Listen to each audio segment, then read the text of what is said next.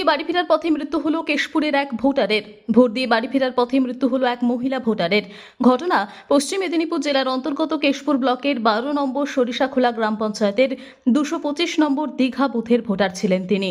মৃত ভোটারের নাম ইসরাতন বিবি, বয়স 56।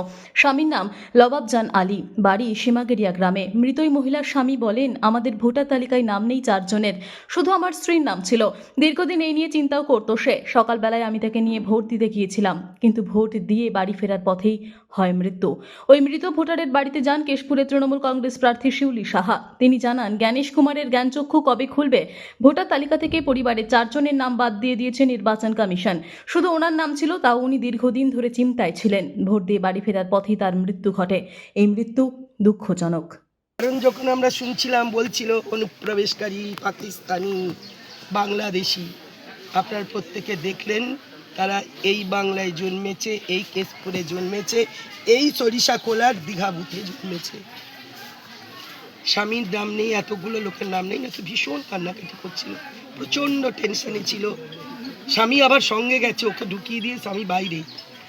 তারপর সে আর ভাবছিল ডিটেনশন ক্যাম্পে যেতে হবে। স্বামী কাঁদতে কাঁদতে বলছে যে ও বলতো বাংলাদেশে তোমাদের পাঠিয়ে দেবে, আমি কি করে থাকবো, এই টেনশনে মারা গেল। আমি জানি না, এদিনটাও দেখতে হবে ভারতবাসীকে, এদিনটাও দেখতে হবে বাংলাবাসীকে, আমাদেরকে, যে গণতন্ত্রের উৎসব বলে নির্বাচন কমিশনে এত কঠোর ব্যবস্থা গ্রহণ করার পর কত সহনাগরিক মারা যাবে।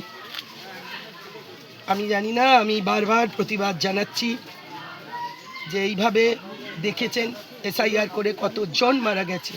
আর আজকে তো আমি তার কেশপুরের বিধায়ক, আমি দুবারে আমার কেশপুরের বাসিন্দা। জানি না তিনি আমার ভোটার, তিনি আমায় পছন্দ করেন কিনা, কিন্তু এটা জানি যে বাংলায় তার জন্ম, কেশপুরে তার জন্ম, সরিষাখোলার দীঘা বুথে তার পরিবার, তাকে চলে যেতে হলে এমন করে, এটা ধিক্কার জানাই।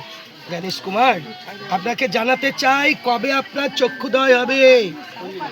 আপনার নাম জ্ঞানেশ কুমার, জ্ঞানের ভান্ডার, আপনি এ কি করছেন দেখুন।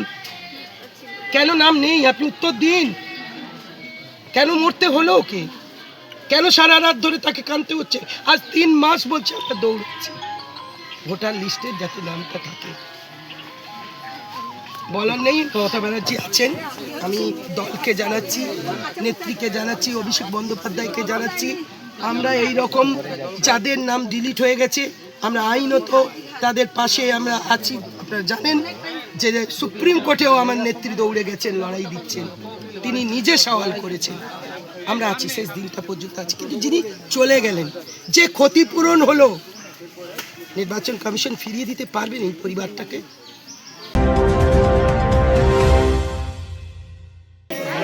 আমাদের ভোট নাই, আপনাদের নাম বাদ হয়ে গেছে? আমাদের নাম বাদ হয়ে গেছে। কতজনের নাম বাদ হয়েছে? আমাদের আপনাদের এখানে 4 জনের নাম পরিবারে 4 জনের নাম বাদ। আগে ছিল নি, আমাদের মামাদের দিক দিয়ে হয়েছিল, তারপর আমার হচ্ছে নি, আমার গার্জেন আমি,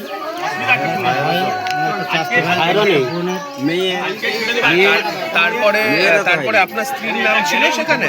সেখানে ছিল। আপনার স্ত্রীর নাম ছিল। তাহলে আপনার তৃণমূল প্রার্থী যেমন অভিযোগ করছেন, স্ত্রী নাকি কয়েকদিন ধরে 4 মাসখানেকের ওপর উনি প্রচন্ড টেনশনে ছিলেন, এটা কি সত্যি? সে সবাই ভয় দেখাচ্ছে, কেউ বলছে বাংলাদেশে নিয়ে চলে যাবে, কেউ বলছে অমুক করবে তুমুক করবে। আমার ঘুম টেনশন হচ্ছে, তবু সঙ্গে করে নিয়ে গেছি আমি। চলো তুমি মেন লোকের যদি ভোটটা হয় তার বাপের দিক দিয়ে আরও একটা লোকের থাকুক, আমার যাই হবে, এইভাবে আমি পাঠিয়েছি, সঙ্গে করে নিয়ে গেছি। তারপরে কি হলো? তারপরে আমি পালিয়ে এসেছিলাম, আমার বৌমারা ছিল, সেই শুনলাম যে খবর পাওয়া গেল যে মারা গেছে। Report PB news.